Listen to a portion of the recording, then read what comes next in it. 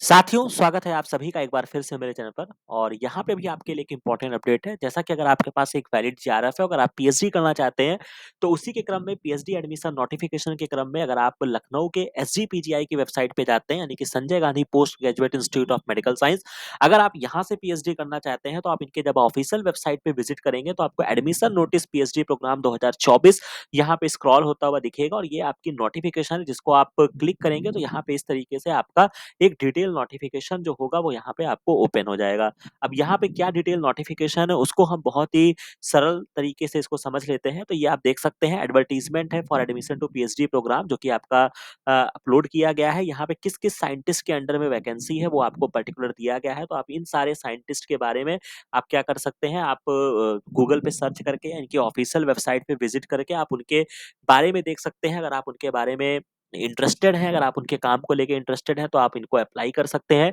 Qualification जो है वो आपका नॉर्मल क्वालिफ़िकेशन है कि आपका पोस्ट ग्रेजुएट क्वालिफ़िकेशन होना चाहिए, या तो आपका एमएससी वगैरह होना चाहिए, जो कि आपका बेसिक रिक्वायरमेंट है, वो यहाँ पे चीज़ें हैं। इसके अलावा आपके लिए जो इम्पोर्टेंट चीज़ें हैं कि क्वालिफ़ाइंग मार्क्स की अगर हम बात करते हैं, तो शुड हैव मिनिमम 50% आपका मार्क्स होना चाहिए, जो कि आपका एमबीबीएस या एमएससी वगैरह में आपका मिनिमम 50% मार्क्स होना चाहिए। कैटेगरी फॉर एनरोलमेंट का क्या है? Category candidates who fulfil essential qualification and have a letter of award for fellowship and contingency by any government funding agency for period of a 3 years. यानी कि यहाँ पे एक इंपॉर्टेंट चीज़ है, अगर आपके पास कोई भी फंडिंग एजेंसी से मिनिमम 3 साल का भी अगर आपके पास फंड्स अवेलेबल है, यानी कि अगर आप जेआरएफ हैं, सिंपल सी बात है, अगर आपके पास जेआरएफ अवार्ड लेटर है तब तो आप अवेलेबल हैं ही है। बट अगर आपके पास एसआरएफ भी होते हैं, अगर आप प्रोजेक्ट्स के तहत अगर आप सीधा एसआरएफ में फॉर्म फिल किए हैं, तो भी अगर आपके पास 3 साल की फंडिंग है, तो भी आप यहाँ पे एलिजिबल हो सकते हैं।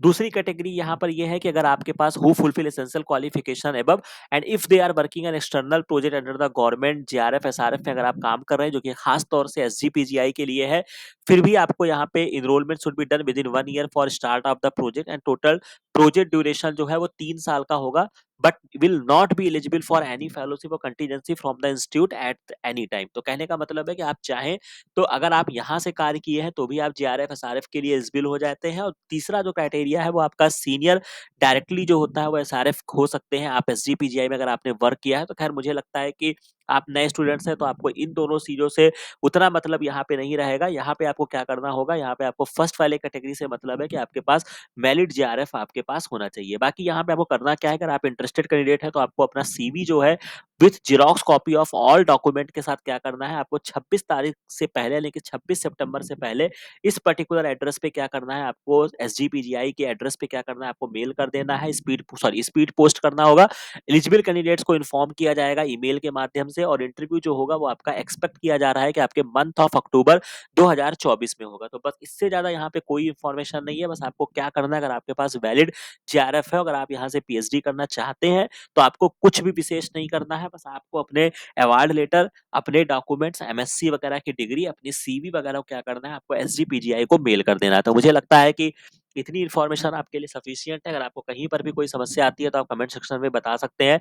एक डिसेंट इंस्टीट्यूट है, तो अगर आप यहाँ पे एडमिशन लेना चाहते हैं तो कर सकते हैं, अच्छी इंस्टीट्यूट है। बाकी कहीं पर आपको कोई समस्या आती है, तो आप टेलीग्राम चैनल पे आप मेरे को लिंक पर क्या कह सकते हैं, पिन कर सकते हैं। वहाँ पे मैं आपको जो भी क्वेरी होगा वो मैं आपका देख लूँगा। ठीक है? तो मुझे लगता है कि यहाँ तक आपको सारी इन्फॉर्मेशन समझ में आ गई होगी। बाकी मिलते हैं नेक्स्ट वीडियो में नेक्स्ट इन्फॉर्मेशन के साथ। Thank you very